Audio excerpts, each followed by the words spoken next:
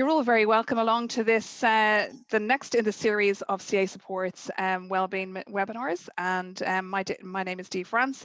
I'm the manager of CA Support, and I'm really excited to welcome our guest, Brian Pennie, today.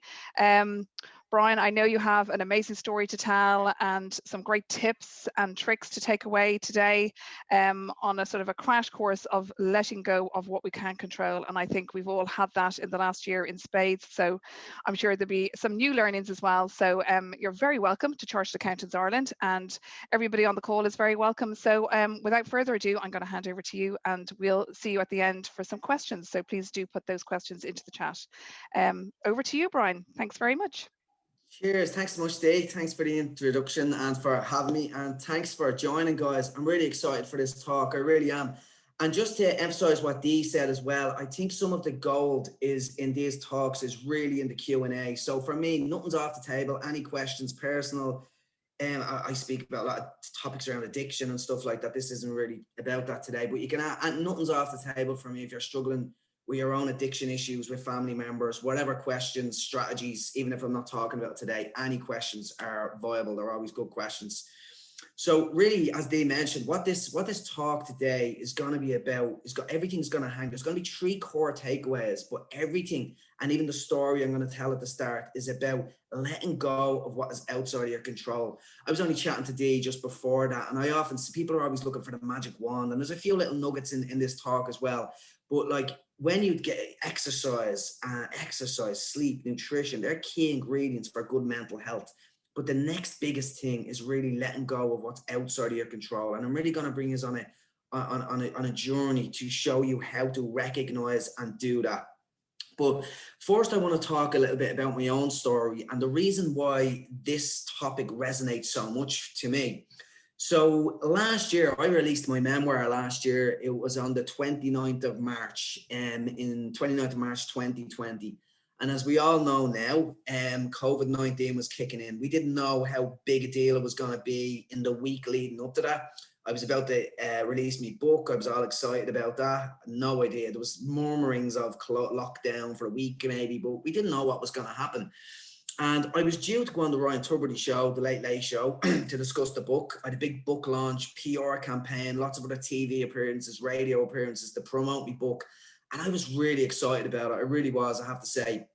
And in the week building up to the big book, my big book launch, big for me, I got a number of phone calls within the space of 24 hours. And the first one was, Brian, it looks like the Late Late Show are not, it doesn't look like it, they're not going to go ahead with bringing you in on Friday, the day of my launch. It says the big focus is going to be on COVID now. This is looking really serious, really sorry, but they've had to pull out. So it hurt a little bit. I was like, I really wanted to go on the show and chat about that. But I says, right, it hurt. What can I do about it? Let's get on with it. Then I got a phone call an hour or two later saying, look, Brian, all of the TV places are pulling out. COVID is really kicking in hard. We're going into lockdown. It's unfortunate, but like, it's not looking good for a lot of the PR campaign. We're going to have to pull a lot of them, or they're pulling a lot of them. And again, it hurt, but I was like, right, what can you do? What can you do about it? But it was hurting me. But so then I got a phone call to say that, Brian, we're really, really sorry, but it looks like all the bookshops are closing. So I was thinking, right, at least I can still sell books, but now like the bookshops are closing. I can't even sell books. But the publisher says, look, everyone, we're going to lockdown. Maybe you're going to sell loads of books online. It's going to be great. Could be a great opportunity. I'm always glass half full. So I says, yeah, let's run with this. But then I got the nail in the coffin. I said, look, Brian, we're really sorry, but we're not allowed back into the warehouse, and all of the books are trapped in the warehouse. So we're not even going to be able to get the books to the publishers to sell them, or to the booksellers, the places to sell them online. And I remember each of those little phone calls hurt. It was like a little dagger. Oh, that's not good. But I was okay with it. But when I got the final one and I realized that my whole book launch was just completely ruined, and I had put my blood, sweat, and tears into this book. I really had. But I instead of like feeling sorry for myself, I remember catching myself looking out the window, and I was actually smiling. Now, I wasn't smiling at the fact I couldn't promote my book, sell my book, or go on the Late Late Show. I was smiling at my ability to catch myself getting emotionally hijacked. I was smiling at my ability to realize what was in my control. None of those things were in my control. And I was smiling at my ability to catch my emotions in full flight. And what I was doing was I was walking me talk. What was in that book is all about my story and addiction. And then the story after that, I'll be touching on that now. But part of the book, the name of the book is called Bonus Time. And bonus time for me is that I was given a second chance at life.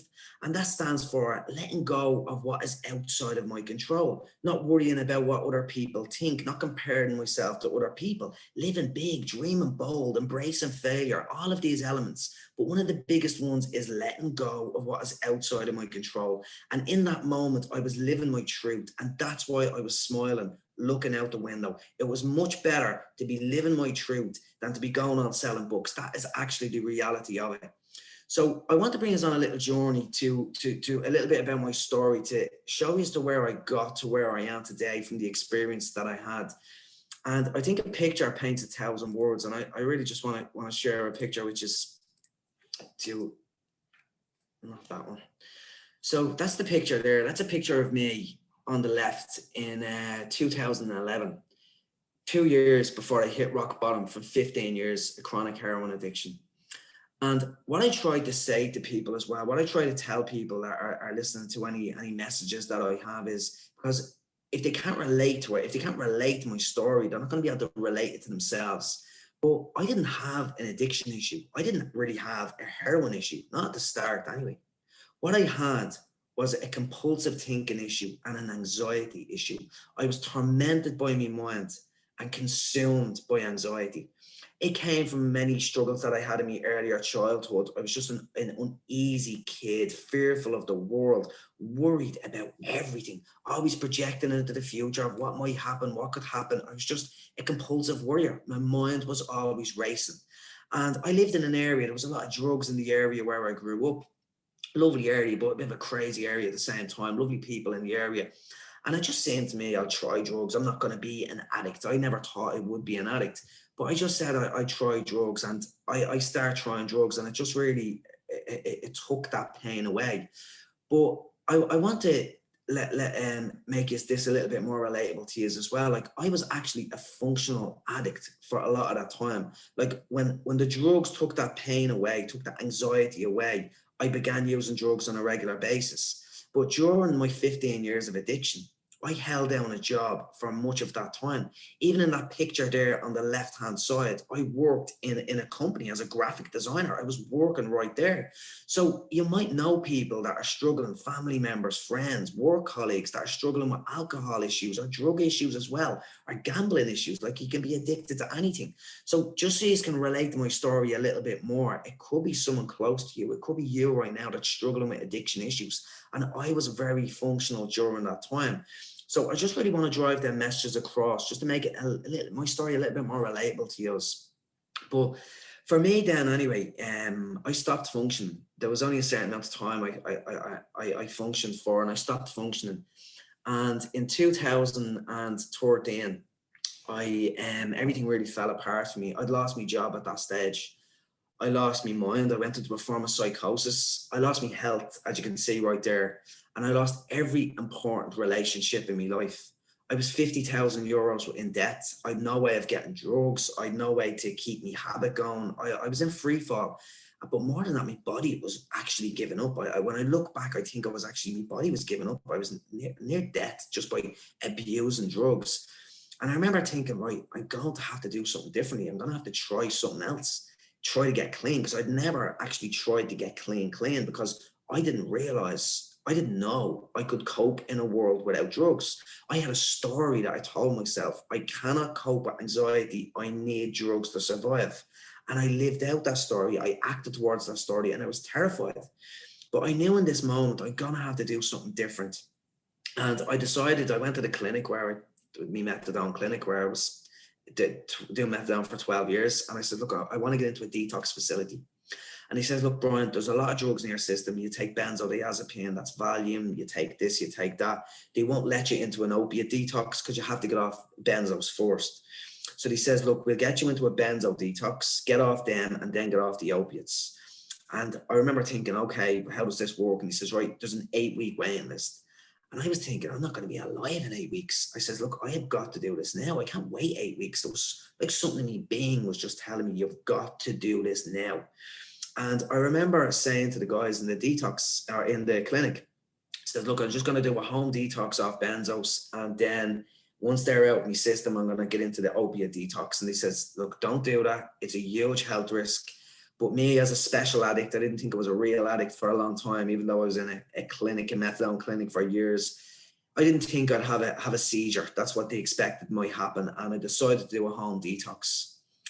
2 days into that home detox was not only the most painful night in my life, it was also the most important. And I woke up on my sitting room floor and there was blood everywhere. And what had happened, I turned out I wasn't a special addict. I did have a grand mal convulsive seizure. And what happens when you have a convulsive seizure is that every neuron in your brain fires at the same time. It's like a cascading effect through your brain. And all of the neurons in my brain were just firing at the same time. And what happened was I was having a convulsive seizure. And what happens when you're having a convulsive seizure is that all your muscles convulse. And I'd actually driven my teeth through the center of my tongue, and that's where the blood was coming from. I'd split my tongue, there was blood pouring out of my mouth. My poor brother, my younger brother, who was looking after me during the detox, he thought I was dead. And he rang me dad and he said, look, I think Brian's dead. Something terrible's had to happen. He's on the floor, he was crying, he was in a bad way. My dad thought I was dead, rushing to the house, called the ambulance, blue lights. My sister came to the house, thought I was going to be in a body bag when she walked into the house. But thankfully, I survived. I wasn't dead. I survived that, and I was rushed to the hospital. And I don't remember much of that day, that evening, but I do vividly remember waking up in the hospital, Blanchardstown Hospital, several hours later.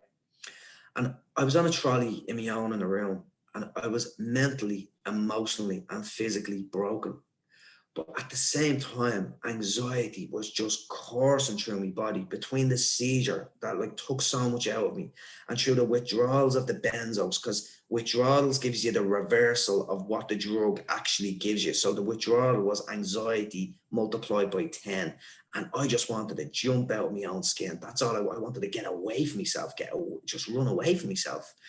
But I couldn't. I hadn't even got the strength to move or to do anything.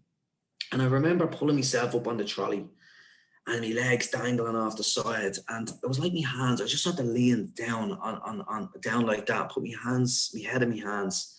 And my eyes just started fixated on this fire extinguisher that was on the wall. And I was just like tunnel vision, just staring at this fire extinguisher. And I think I just tried to name it. I says, what is that? It's the fire extinguisher.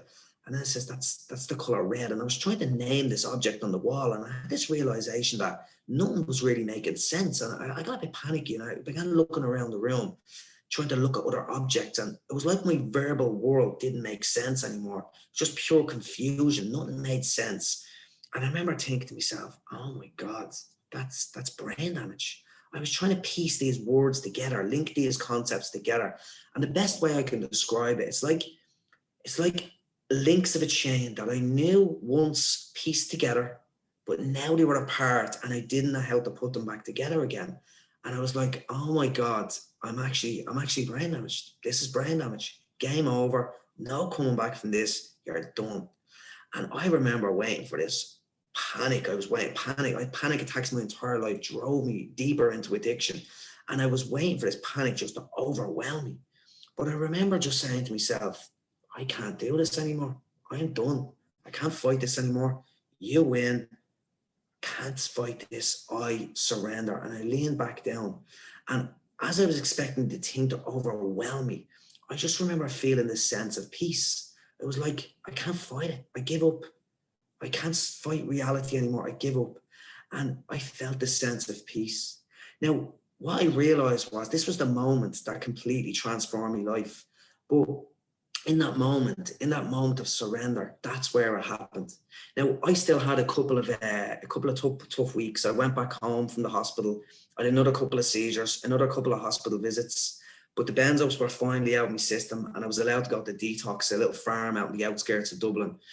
And while I was there, another tough 5 weeks coming off opiates there as well, but something had shifted. as I said, the fire extinguisher incident, that moment of surrender when I stopped fighting reality, was the moment I believe that began to transfer for me to allow me to transform my life. But while I was in detox, there was like this energy. We were on a farm and there was like this energy coming back into me. I learned about mindfulness for the first time. I learned about self-awareness. I began reading books and it was like this energy coming back into my body. And I remember it was like this whisper in my mind that was just whispering through my head, says, oh my God, you might have a life again. And this was a phenomenal thing for me because I thought I was done. I thought there was nothing left. There was no way back. And I was saying, I might have a life. I might actually be happy again. I might actually feel free again. And on the 8th of October, 2013, that was my first official day clean. There'd been this energy coming back into my body. There's been this awareness coming back into the reality of life again. But on the 8th of October, 2013, I remember walking down and getting up that morning and walking down to the kitchen. I was the first one up, and there was something different, something wonderfully different about that day, about the world that day. And I walked outside onto the farm, and it was a beautiful October dew-soaked morning. I'll never forget it. The sun was beginning to come over the tree line, and it was just something magical about the day. I never forget the dewdrops on the grass. I remember just looking and staring at these dewdrops on the grass. They were just like diamonds twinkling on the grass. There was a little bit of mist in the air. It was like nature was actually breathing on me. The sound of the birds singing, it was just like these sweet tunes. It was like fully in the moments. And this was the moment that just completely, on top of the fire extinguisher incident, that just really changed. I had this shift in perspective and made me look at the world in a different way. Now, that experience and everything there sent me on an amazing journey. It's been an incredible journey. I was 7.5 years ago, just over that, nearly 8 years now. And I was fascinated by this. I wanted to know, why did I suffer?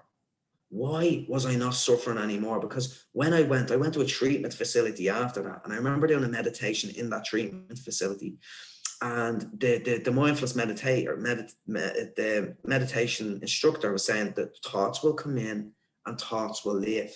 And I had this realization that my mind was really quiet. So I was like, is that why I feel so good? And I said, what is this? What is going on? I was intensely curious about this, the relationship between emotions and our thoughts and our self-talk, why I suffered, why I don't suffer anymore, why I felt so good, and how I can share this with other people. And that sent me off on a tremendous journey. I like to think of myself really as a student of life, but I knew I had to study. So I went and got a degree in psychology. I done pretty well in getting a degree in psychology, and I got a scholarship for Trinity College Dublin to do my PhD. I'm in the last 2 months of that PhD right now. I got great opportunities lecturing in Trinity College. I lecture neuroscience in UCD and addiction in Trinity College. And I've gotten just great opportunities have come into my life. I reached out to influential leaders in Ireland, and they've given me great advice. I have great mentors here. They've helped me to build a speaking career. And it's the reason why I'm here today. But that for me is living on bonus time. And I want to bring it all back and to the reason why I feel so good today. There's many reasons for that. And a big part of that is living in the present moment. I don't let myself be consumed by thoughts. I don't compare myself to other people. I have techniques and strategies to be able to help myself when I feel anxious. Anxiety consumes me. I have a wonderful relationship with anxiety today. But one of the biggest parts of that is that I don't let things that are outside of my control me. I focus on what I can control. And that really brings me to the first of 3 takeaways that I really want to speak about today. The first one is an idea, a model really from Stephen Covey. It was a brilliant book, 7 Habits of Highly Effective People. And after last year, when I had this realization that I was smiling because I let go of what was outside of my control, I wanted to dig deeper into this topic and how does it actually work? And this model really captured it for me. So Stephen Covey has this idea. You have the circle of concern and the circle of influence. The circle of concern is the things we are concerned about, but that we have no control over. It's like pollution, the environment, the political situation. These were things we had problems with pre-COVID. What other people's actions, other people's attitudes, other people's beliefs, what other people do. We are concerned about these things, but we have no control over them. What can we control is what we say, what we do, our beliefs, our attitudes, and how we respond to challenging situations. And I will put money on it right now. If anyone is struggling with anxiety, depression, stress in any way, you are trying to control things that are outside of your control. You are trying to resist reality because we cannot control many of these external influences. And when we think about these and we ruminate on these things, it causes us stress and anxiety. But it's a form of insanity if you think you cannot control it, but you're trying to control it. So the first takeaway here is to write down a little list and ask yourself, what is in the circle of concern? What's causing you stress and anxiety in your life right now? If there is stress and anxiety in your life right now, what is causing that? And is that in your control? And I will put money on it that many of these things are outside of your control. Other people's actions, COVID-19, the future, and how your company might go forward in COVID-19, what's going to happen, the health of loved ones, like worrying about COVID. These are we cannot control these things, and it's what we're worried about. But then ask yourself, wait, what can I do? What is in my circle of influence? What can I focus on right now that will help me in the future? And the ironic thing is that when you focus on your circle of concern, the things you can do something about, you expand your circle of concern. And I'll give you an example of this. I could not control the Late Late Show, the bookshops closing, COVID-19, any of those things. But I focused on what I could control. And I remember reaching out to schools and reaching out to companies and offering talks, offering me services, because the country was in free fall and we didn't know what was going to happen. There was anxiety and fear in the air. And I remember one company in particular were asking me, look, we want to buy lots of your book, or they wanted to give me, I was doing free talks at the time. So I was saying, I just want to give back in this moment. Everyone's afraid. And this company were saying, look, we'd rather pay for it and we'll buy a few of your books. And they actually bought 100 books. So by focusing on what I could control, my response to the situation, I expanded the things that were outside of my control. And this is the same for many people. If you focus on your self-care right now and look after yourself, you're going to have more of an impact on the behavior of other people, loved ones around you, because they might want to listen to what you have to say. So the big message is here: do a little checklist. What is outside of your control that's causing you concern? And then focus what is inside of your control. Now, the second takeaway is going to show you how to catch that in full flight, because it's very easy for me to say, focus on what you can control and let go of what you can't. But when emotions are high, this is tough. This is really tough. And I know that's the same for everybody. So there's this idea that I got from Eastern philosophy, and it's this metaphor based on first and second darts. First darts are the darts that life throws at us. And if you live in love, you will experience first darts. COVID-19, loved ones getting hurt, loved ones dying. Like, this is the essence of human existence. We will experience pain. Your kids might get bullied. Your kids might get sick. Loved one. This is the essence of human existence. There will be challenges in life. This is who we are. It's the human experience. But these are first darts. And that's not why we suffer. We suffer because of second darts, and these are the darts that we throw at ourselves. Now, I'll give you a concrete example of this. Let's say COVID-19, lockdown, first dart. We're in lockdown. Your partner or sibling, whoever that is, you're in lockdown with them, and they're really challenged by the whole situation. They're worried. And one day they say something to you that's not very nice. It's undeserved, and it's not very nice. This is a first dart. This is part of life. Things happen. This is the reality. But what do? You retaliate. Second dart. You had a choice. You didn't have to retaliate. That's a second dart. Then a big argument ensues. You retaliate more. Things are said that you don't mean, and you get really angry. Another second dart. The fight dissipates. You go off later on. You're thinking about it. You say, I was really mean. I said things I shouldn't have said. You're feeling guilty. Another second dart. Later that night, you're feeling sad and depressed because you got guilty, because you got angry. Another second dart. You might wake up in the morning, still feel a bit crap. You're talking to a colleague and you're a bit passive aggressive. It's probably because of the previous day. You don't even know why. Another second dart. And this is how many people live their lives, triggered loads of second darts, triggering other second darts. And it's all caused by an event that originated, that was outside of their control. But you know what is inside of your control? Your response to that first dart and how you react to those second darts. That is the key piece. First darts are inevitable. Pain is inevitable. First darts. But suffering is optional. You do have a choice. So how do you stop these second darts? And I believe there's a quote that I love by one of my favorite books by a guy called Viktor Frankl, captures the essence of catching these second darts. And Viktor Frankl knew a thing or two about suffering. If anyone doesn't know Viktor Frankl, he's quite famous, but he was a survivor of 4 concentration camps. His family were killed. He was beaten. He was starved.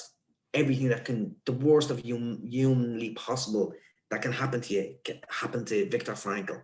But he remained the master of his own inner world. And he wrote a beautiful book called Man's Search for Meaning. And in that book, there's a line that captures the essence of stopping second darts. And it goes like this: between stimulus and response, there is a space. In that space is your chance to choose your response. And there lies your growth and your freedom. So the idea here is to stop those second darts by increasing the space between stimulus and response. And when you do that, that is inside of your control. The first dart is outside of your control, but the second dart is inside of your control. And what you have to do is increase the space between stimulus and response. So the second takeaway is beware of second darts. Pain is inevitable. Forced darts, suffering is optional. You do have a choice. The third takeaway is increasing the space between stimulus and response. How do you do that? And the essence of this lies in the present moment. It lies in present moment awareness. My experience in detox, that when my mind went quiet from whatever happened to me and a shift in perspective I had, that it was a little bit of awareness came into my life. Now, since then, I got back into the rat race in college. I've had my struggles, but I've always been in practice, and I designed what I call a program for life, which is where these tools come from.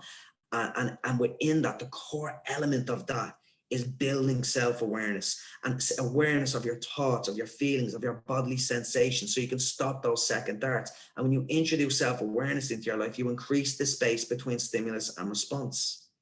Now, how do you do that? How do you do that? There's many ways to do that. A walk in nature does that. Talking to friends about your getting feedback off people and be building awareness of asking them for your blind spots. There's lots of ways of doing this. But one of the best ways of doing this is mindfulness, is having some kind of meditative practice in your life.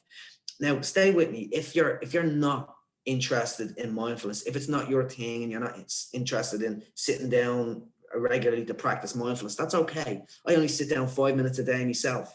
But what I have introduced into my life is micro meditations and habit stacking techniques that allows me to practice mindfulness within my daily routine anyway. And this has been absolutely astronomical for me. It has completely transformed my life, completely transformed. It's the foundations of everything good in my life. And it's the foundations of catching these emotional hijackings, because I've increased the space between stimulus and response. And when bad things happen, I feel it viscerally. I feel it in the body, but there's a space and I'm able to react in a rational manner. And you can do this by increasing the space. Anyone can do this by practicing, bringing present moment awareness into their lives. So I'm going to talk about mindfulness. And really what I want to talk about is the essence of mindfulness, because it's really very much misunderstood. And for anyone else that doesn't believe in it, I'm also going to show brain scans and show you a little bit of the science of mindfulness as well, because there's some really gold science out there, like the evidence is there. But firstly, what is mindfulness but the art of noticing things?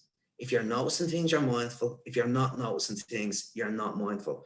And the essence of mindfulness isn't sitting in a room all zen and thinking and coming out of the room, oh, I'm so mindful. Because I know people that do that probably 40, 50 minutes a day, and then they go out and fight with the traffic.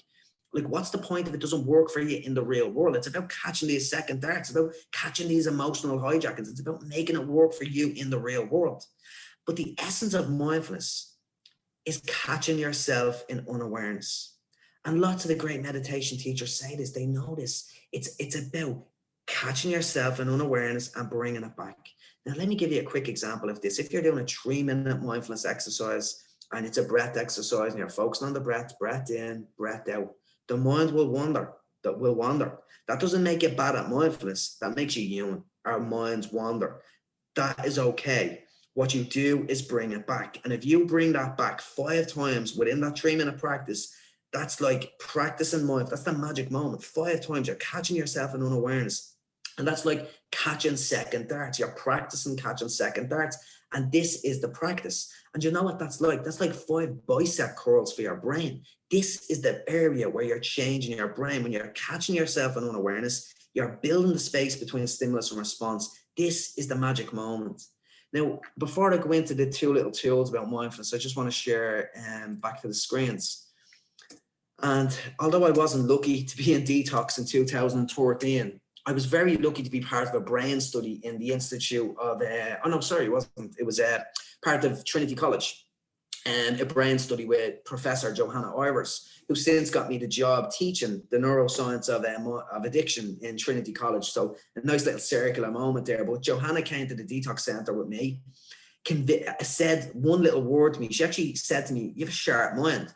I thought it was brain damage at the time. That I remember thinking to myself, wow, maybe I can go back to college. And it really set me off on a journey.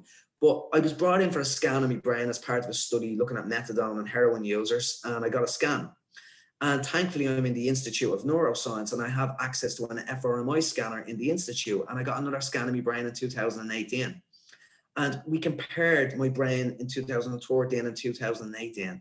And I'm not saying there's massive changes in many areas of my brain. And I'm not saying mindfulness done all of that. I stopped taking heroin, I started exercising, I started learning. But the foundations of everything in my life comes from catching it, building that space between stimulus and response, observing myself, catching myself, negative thinking, negative feelings, negative bodily sensations. That's where my anxiety lived. And to be able to catch these and sit with these has been the essence of everything good in my life.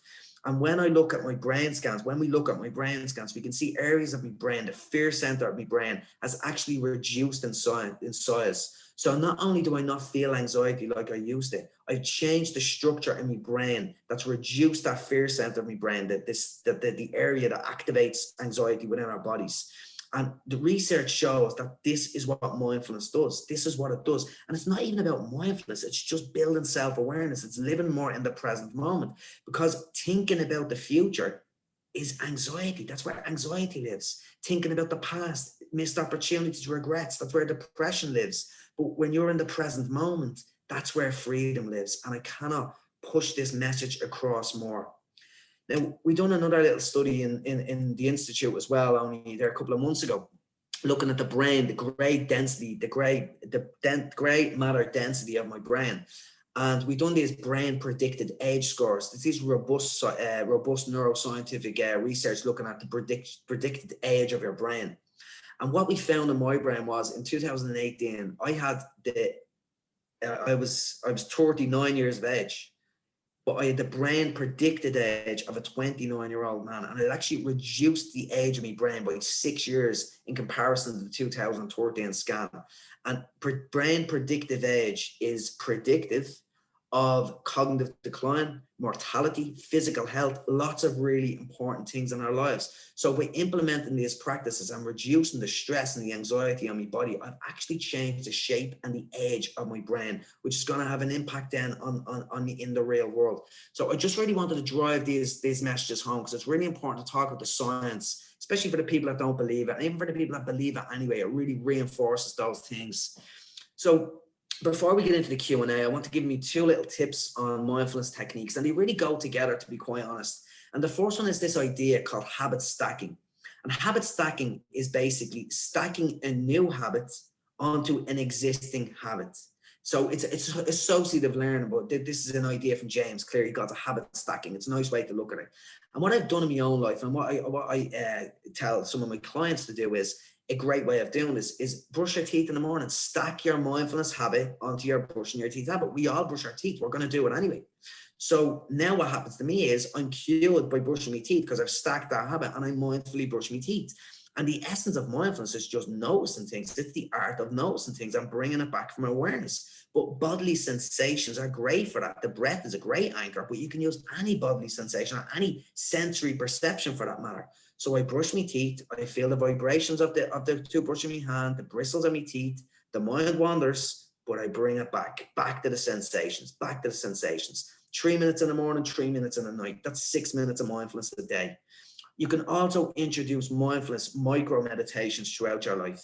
Your first cup of coffee or your first cup of tea in the morning, Feel the heat on your hands, but do it every day. Have it as a practice. That's a micro meditation. If you put cream in your face, do it mindfully. You can do anything mindfully. You can eat, talk.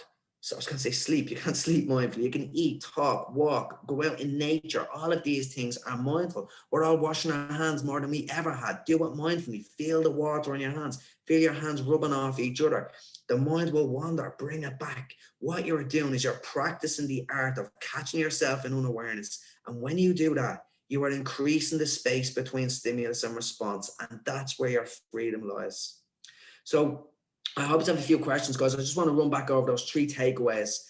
And I just want to drive it home, like really, these things can really cut a big lump out of any mental health difficulties that you're having. They really can make a difference. It's focusing on what you can control. And the first one that I talked about is, what is in your circle of concern? What are the things in your life that you cannot control, that you are stressing over? Give yourself a snapshot of that, write it down on a list, bring it into awareness. And when that happens and you catch yourself, say, right, what can I do? I can focus on my response to this challenging situation. So the first takeaway is that, what is outside of my control that is really getting to me? The second takeaway, second darts. First darts are inevitable. Pain is inevitable. First darts, suffering is optional. Second darts, you do have a choice. Beware of second darts. And the last one, increase the space between stimulus and response. Because when you do that, you will feel it in your body, that visceral thing. Things happen, life is hard, but you can catch those emotional hijackings in full flight when you increase that space and you can respond in a rational manner. So beware, increase the space between stimulus and response. That's the third takeaway, by building self-awareness, mindfulness into your life. So I hope you enjoyed that, guys. I'd love to get a few questions now. Really enjoy. Thanks for listening to me. And yeah, thanks very much. Brian, thank you so much. My goodness, I was scribbling away there because there was just so much to take away. Thank you for your honesty about your own personal journey and just those practical takeaways and the way of having mindfulness explained to me. I don't think I've ever had that explained to me in that way before. It was really, really inspirational. And you're talking about Viktor Frankl there. It was actually just reminded me of the book, The Choice, because you talked about how suffering is a choice. I don't know if you've come across that book before. Eat a Tiger. Yeah. That's one of my favorite memoirs. Another amazing book. So just, Yeah. and when you were talking about it, I just thought it was apt to mention it here. She's just such a legend, really, little old dear that she is now, but so many kind of learnings. But that was really inspirational. I just want to go to the questions now, if that's okay. Yes, super. So this is just a nice message, actually. Congratulations, Brian, on 7.5 years clean. I'm sober 4.5 years myself. My sober date is the 25th of October, 2016. Oh, wow. Living in the precious present. So that's just absolutely fabulous. Well done. Congrats, Anjay. Fair play. Absolutely, absolutely. Then we have another, thank you so much, Brian, fantastic session. I know there were a couple of questions there as well regarding whether this recording would be available, and absolutely yes, it will be. So I know it's a nice thing to kind of share with maybe your loved ones or friends or colleagues that might learn something from it, of course. Then there's something here. Were you in any way aware at the time that your brain age being much younger in development than your actual age? So that's a good question. It is a good question. I'd no awareness on that. I really hadn't. So what I was trying to do, we were looking at the scan. So a lot of the mindfulness research points towards certain areas. Like there's an area of the brain called the anterior cingulate cortex. That's around focus and concentration. So research shows areas of that have the density increases in that area. There's another area called the insula that's associated with awareness, and they show that that's increased as well through mindfulness practice. And then the amygdala is the fear center of your brain. And even through an 8-week mindfulness intervention, they've shown just after 8 weeks, you can reduce the function and structure of this area. So you are physically changing your response to anxiety in your brain. It's crazy. So I was really interested in these changes, to see where these changes in my brain, because I had these really differential scans over time. So when we looked at the scans, the first 2 scans I showed today, it was hard to see there because there were different resolution in the scanner. Now I'm going to go back and get another scan with a similar resolution. We're going to work on this, but I haven't been able to get it because of COVID. So we began looking at predictive age scores, and I wasn't expecting this much of a difference in the predictive age scores. So to go a little bit more deeper on that, basically my 2013 brain, I was 35 when I got that scan. And I had the brain predicted age of a 32-year-old. So heroin, it seems, doesn't age your brain. So my brain was 3 years younger. But when I got the scan in 2018, my brain was now 10 years younger in the predicted age. And this is really robust science. It's all measuring the density. So over the space of 5 years, I'd reduced the age of my brain by 6.5 years, I think it is, further than what it was. And like when I think about that, when I go into that about what it was, like when you think of the neuroscience behind things, like we think of stress and we think of anxiety. And I used to think of these things are just like these arbitrary words, like, but they are grounded in reality. Like when you see something, hear something, or it's a memory in your mind, that sends a signal to an area of the brain, which relays a signal down to the fear center. That sends a signal to your adrenal cortex, flooding your body with cortisol, body-wide changes in terms of heart rate, dilation, glucose in the liver. You need energy. It's the flight and flight response, but it also shuts down your immune system. And this is the essence. Like nowadays we're living in a world with so many messages and smartphones, and the stress response was an evolutionary process that helped us to survive. But evolution doesn't know we're living in this world with smartphones and stuff like that. And it's like we're all on this little drip of just cortisol, drip, drip, drip. We're constantly being activated, the stress response on a low level, on a big level for some people. So I believe I don't struggle with anxiety and stress anymore. I've got a completely transformed my relationship with that. And I don't really get stressed. I really don't. And I think that was the essence of other behaviors that changed. But I think that was, that's where the brain age thing came in for me, or allowed me to do other things. That was the foundations of everything around the brain. But I wasn't aware of it at the time is the quick answer to that. Brilliant. Thanks for that, Brian. Another nice message. Hi, Brian, super stuff. And then the question from Martin is, does music play a big role in creating space? Yeah, it can do. It can do. I remember hearing this idea because some people struggle with mindfulness because mindfulness is hard. I still find it quite hard. Like it's not easy. It's not easy. And it's the reason why many people struggle with it. Like it's easy to eat a chocolate bar because it's very reinforcing. We do what is rewarding. We want to do it again. Mindfulness is sort of punishing because you're sitting with yourself. And even though I have a wonderful relationship with anxiety, as an infant, I had an operation without a general anesthetic. And I used crazy stuff. I used complications from this. It was crazy medical practice at the time. They didn't think infants experienced pain. They only found this out in 1985. That's another story. But it primed me for a life of anxiety. And while I was in addiction and from my earlier life, I was afraid of my heartbeat, my pulse, and my breath.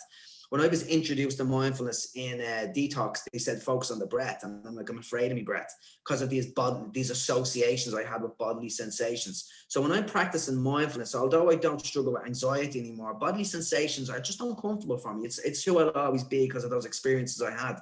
So mindfulness can be difficult. So to answer that question, there is this kind of a technique where if you're struggling with mindfulness, play a song that you love and just try to focus on the song. Because if you're focusing on the music or you're focusing on your breath while you're listening to the songs, that's creating space right there. But you can't be just like going around pottering around the house listening to music. You would have to be really focusing on the music and to create that space, that make it, it's about awareness, being awareness in the present moment and non-judgmentally as well. Like there's a key element of mindfulness as well, is to be non-judgmental about yourself. Like you don't kick yourself. If you find yourself like unaware for 2 minutes, you're probably on holidays or on an adventure or back in the past, don't kick yourself and say you're stupid. Like beware of that inner critic. Be kind to yourself and say, it's okay. This is the journey. This is the practice. Let's do it again. Let's start again. So be really kind to yourself as well. But it does create the space if you do it in the right way. Super. Thanks, Brian. So another question, what's your view on meditation and mindfulness apps like Headspace or Calm? So do you recommend them, or do you think it's better for people to try and build their meditation and mindfulness practice themselves? Yeah, it's an important question. The one thing I'm very pragmatic, and I'm like, whatever works. If it works for you, it works for you. Personally, I have a very structured morning routine. So it's made up of visualization, gratitude, and mindfulness, one or two other things. It's a 10-minute practice, but the first 5 minutes of that is mindfulness. And I have an app, it's called Insight Timer. It's a free meditation app. And it's a 10-minute meditation, but I'm cued by different words in that because I've done it for so long that cues me to do that. And it works great for me. Now, I hear other big meditation experts and they say, right, they don't use the app, they like to do it another way and they use the gongs. And that's great. And I'm sure the monks over in Nepal aren't using apps to do that as well. So if it depends how much you want to get into it and really what works for you. If the app works, brilliant. And if it's working, keep with it. And then maybe you might develop, like you might go on and not use apps and really develop your mindfulness practice, but you're still going to need some kind of gong or something like that, a bell on your phone as well. So you can get these apps that just like Insight Timer, again, that can just like release a bell. But if you're starting off practicing mindfulness and you're going to get lost in your thoughts, which can happen, it's great to have a guided meditation just to bring you back at the very start. So definitely if you're starting off, use apps from meditation. But as you get on a little bit longer, maybe you can get away from them, but do whatever works for you. That'd be the answer to that. Great advice. I'm just going to summarize this one. This is the next question here. So I'm currently dealing with a difficult person at work. I don't report to this person directly, but we collaborate and work together in many ways. And so they're basically interacting and collaborating with this person with a very sort of negative kind of controlling sort of personality. So and finger pointing and that kind of thing. So just really looking for some advice here, just on how you can maybe control the uncontrollable here. Yeah, and that's a tough one. That's a tough one, especially there's a couple of ideas I have on that one. There's 4 points. I wrote an article. I remember it always sticks with me. It's like how to deal with difficult people, and it's a 4-pronged attack basically. And the first one is stop pulling the trigger, because if you're being triggered by a difficult person, stop pulling the trigger. Take the fuel, take the ammunition away from that. Now, obviously, this person can't do that, but maybe because your job. Now, what I would say is, like, you've only one life. If this person was causing you really difficult challenges in your life and you were having a breakdown over it, maybe you need to look at different jobs, or maybe you just need to remove yourself for a month from that situation. You might just have to do that.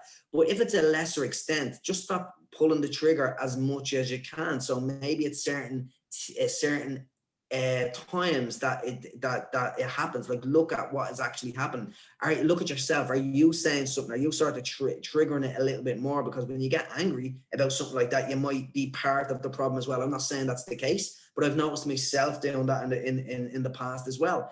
But if it's on Zoom, if it's in an office, just try to restrict the amount of time. Like, try to do emails instead of meetings, and try to stop pulling the trigger as much as you can. So that'd be a big one there. Something that has worked phenomenally well for myself is like I mentioned at the start, that my story, the narrative of my life was that I cannot cope with anxiety. I need heroin to survive. I have a new story in my life, and it's adversity doesn't stop me. It fuels my ability to thrive. And I'm always thinking about this mantra for myself. So if I have a challenging situation, right, how can I use this as an opportunity to grow?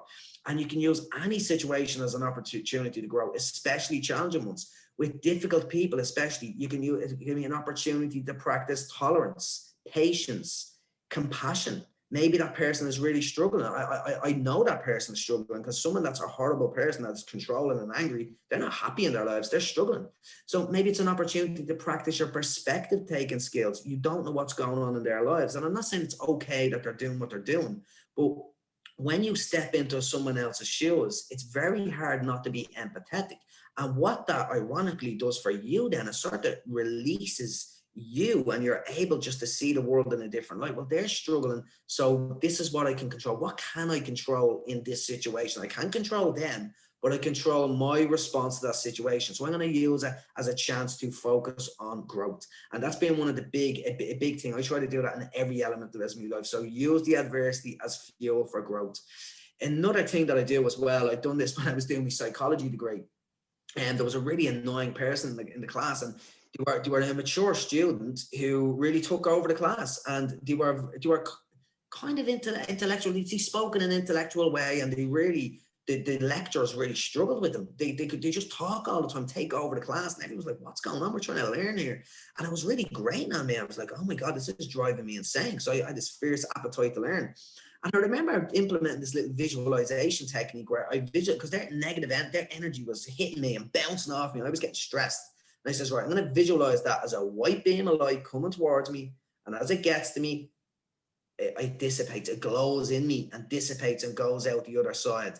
And that little visualization technique, I couldn't believe how well it worked. So when they were at their best, really trying to do their worst damage, it was literally flowing through me, and I was smiling at my ability to use this technique. So there's lots of little techniques, and they're not easy, but they get easier through practice. Everything I talk about today, like when you think about changing your brain, it doesn't happen in one fell swoop.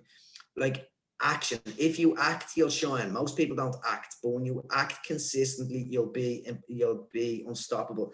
And it's really about taking baby steps. Start really small. If you want to do a meditation practice, meditate for 10 seconds, 30 seconds. Make it easy. Don't kill your motivation by making it hard. Do whatever is easy. That's the key piece. Make it easy. Be pragmatic. Be practical. And baby steps is really key. Brilliant. Thanks, Brian. Next question. You referred to being a functional addict in the past. At the time, did you know this, or is this something that you came to realize when you look back at that stage of your life? Yeah, so it's funny. I often talk, a lot of people think my book and my story is about addiction. And for me, it's not really about addiction. It's about self-deception. I was a black belt in self-deception, and I could tell myself any lie, believe it, and act towards it. And I think anyone in addiction is a black belt in self-deception, but I think anyone that's suffering, because we don't want to suffer, so we tell ourselves skewed stories to make it be okay in some kind of a way. So in the end, like I used to tell myself I wasn't a real addict. I had a job, I went on holidays, I had a car. I'm not a real addict. And then when I finally had to admit I was a real addict, I told myself I'm the best addict ever. I always get drugs. I'm a deadly addict. And obviously that was ridiculous, but I could live with that. So we tend to tell ourselves these stories. So this is why awareness is so important, and this inwardly looking at yourself, your thoughts and your feelings, constantly having this little eye inward to look at yourself so you can catch yourself. So to be quite honest, at the time, I didn't know I was a functional addict. Near the end, I don't know. I'd have to think about that. I don't think I did. I think I didn't really want to call myself an addict. I always believed I was going to be getting out of it the next week, the next month. I always had a little plan to get out of it, but it went on for 15 years. So it was just a web of self-deception I lived in. So it's just I can't really answer that question because I just don't really know. It's more retrospectively looking back at it. And I don't think I was functional. I remember doing a talk. I remember doing a public talk in the Dreocht, and when I got into recovery, I'd say I was a functional addict. And I was doing this talk in the Dreocht Theatre one day, and I'd invited a lot of people from my old job to the talk.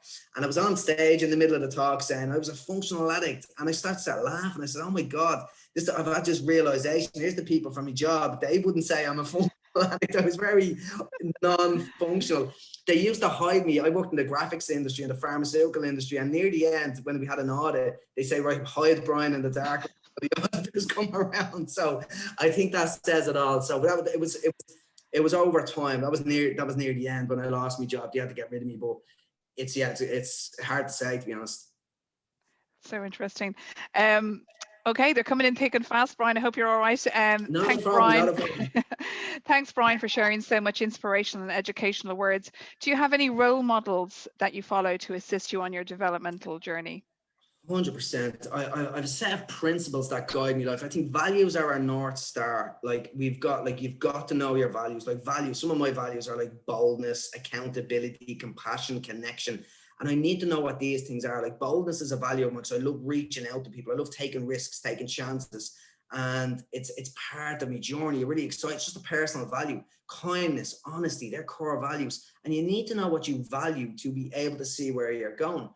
But for me to get, it's very hard to know what your values are. And some of the things I've done in my life is I looked at the people I respected, like Marcus Aurelius, the great Roman emperor. I'm obsessed about his work. He's done a lot of work around the philosophy of Stoicism.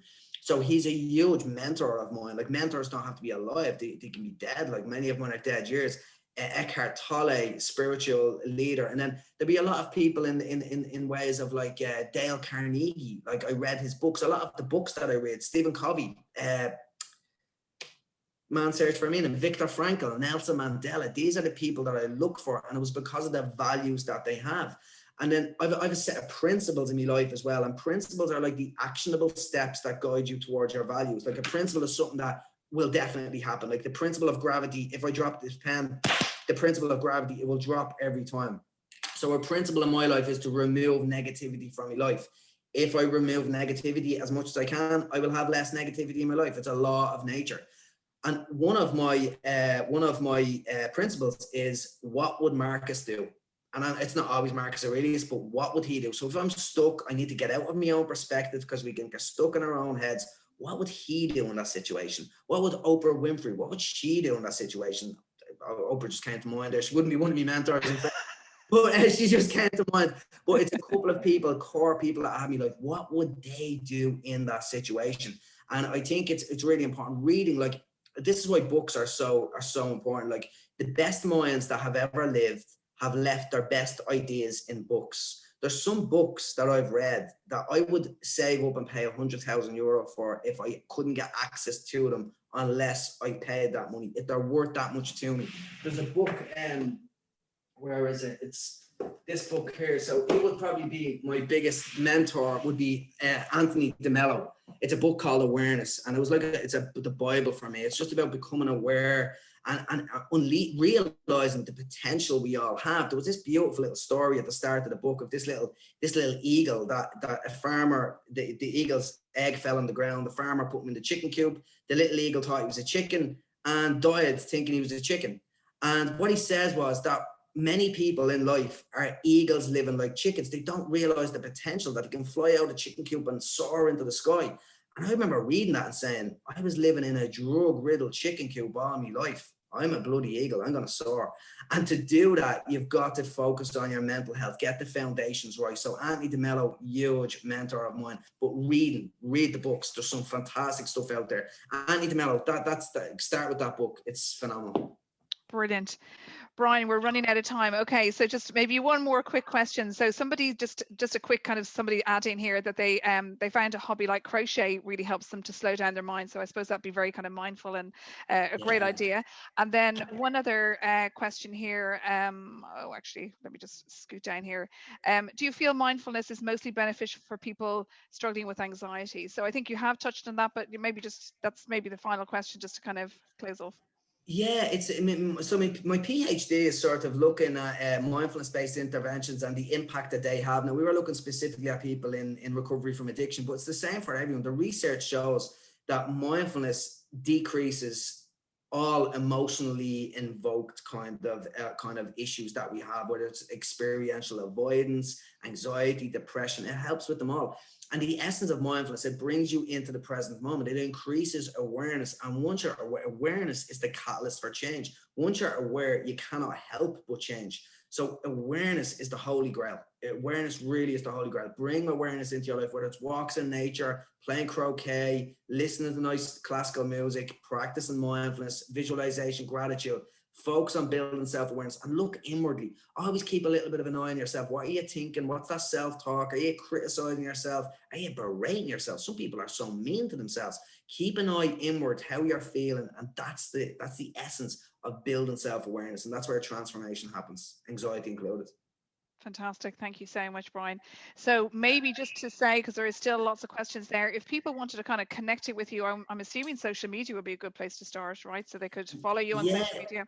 Yeah, definitely. So my website is brianpennie.com, Pennie, all one word, brianpennie.com. So I have lots of free blogs, free videos, lots of stuff in there. You can contact me through there as well. I do a lot of courses, like I do a lot of courses around mastering your self-talk, morning routines, building positivity, and getting rid of bad habits. All science, really grounded in scientific courses. So there's lots of stuff in there as well. And then on social media, I think Instagram, Brian Pennie 78, and I'm on Twitter and LinkedIn, all that kind of stuff. So I'm pretty much everywhere I try to be. That's amazing. Well, it's great for people to be able to follow you, because I do think that, I know I follow you myself, and it's like there's some real gems there on a daily basis. So, I mean, why not? I think there's so many questions here, so they can catch you on social media.